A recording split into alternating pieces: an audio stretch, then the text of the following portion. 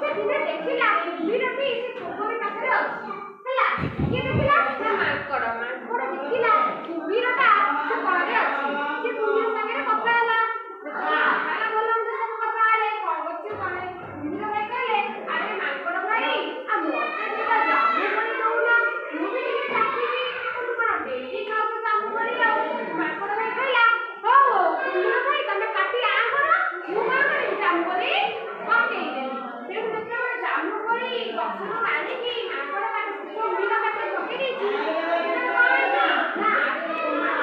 କଣ କୁମ୍ଭୀର ଭାଇ କହୁଛି ଆରେ ବାଃ ବଢିଆ ସ୍ୱାଦ ତ ବଢିଆ ଲାଗୁଛି ହେଲା ସବୁଦିନ କଣ କଲା ନା ଏମିତି ମାଙ୍କଡ ଆସିବ କୁମ୍ଭୀର ଆସିବ ମାଙ୍କଡ ଦିଟା କୁମ୍ଭୀର ପାଖରେ ପକେଇଦବ ପୁଣି କୁମ୍ଭୀର ଖାଇକି ପଳେଇବ ତେଣୁ ଏମିତି ସବୁଦିନ ହେଇକି ଦିଜଣ ସାଙ୍ଗ ହେଇଗଲେ କଣ ହେଇଗଲେ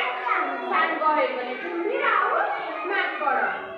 ଦିନେ କଣ କି ଏମିତି କୁମ୍ଭୀର କହିଲା ଆରେ ମାଙ୍କଡ ଭାଇ ତମେ ଆସୁନା ମୋ ଭିତରେ ବସିବ ମୁଁ ତମକୁ ପୋଖରୀ ସାରା ବୁଲିକି ଆଣିବି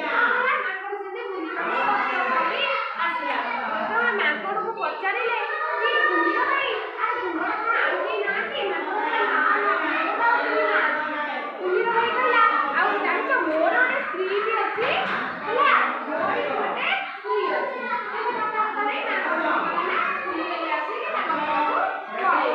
ଯେତେବେଳେ ଜାମୁ କୋଳି କହିଲା ତା ସ୍ତ୍ରୀ କୁମ୍ଭୀର ଭାଇ କହିଲା ଆରେ ସ୍ତ୍ରୀ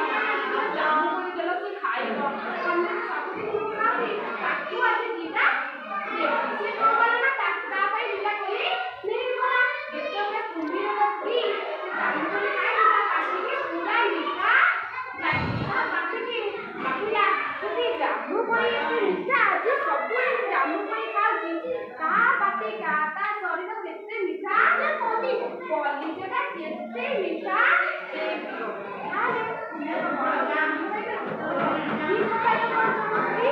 ତାହେଲେ ମାଙ୍କଡର କଲିଜାଟା କେତେ ସୁନ୍ଦର ହେଇଥିବ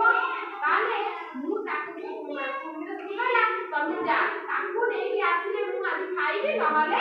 ଖାଇବିନି ତାକୁ ଯଦି ଆଣିବ ତା କଲିଜାକୁ ମୁଁ ଚିରିକି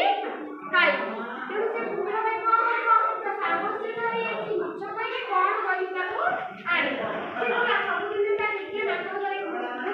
ସେ ବି କୁମ୍ଭୀର ମାଙ୍କଡ କଣ କଲା କହିଲା କୁମ୍ଭୀର ଭାଇ କହିଲା ଆରେ ଆସୁନା ମୋ ସାଙ୍ଗରେ ଆଜି ବି ବୁଲିବା ସେ କଣ କଲା ହଉ ହଉ ଚାଲ ତାପରେ ମାଙ୍କଡ ବୁଲି ଗଲା ବେଳେ କହିଲା ମାଙ୍କଡ କହିଲା କୁମ୍ଭୀର ଭାଇ କହିଲା ଆଉ ଜାଣିଛ ମୋ ସ୍ତ୍ରୀ ଆଜି ତମକୁ କଣ କରିବ ଖାଇବ କିନ୍ତୁ ମାଙ୍କଡ ଭାବିକି ରହିବ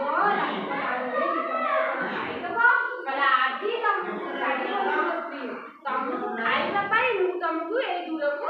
ନେଇ ମାଙ୍କଡ ସେତେବେଳେ କଣ କଲା କହିଲା ମୁଁ ଯଦି କିଛି ନ କରିବି ଇଏ ମତେ ଖାଇଦବ ସେ କଣ କଲା କହିଲା କୁମ୍ଭୀର ଭାଇ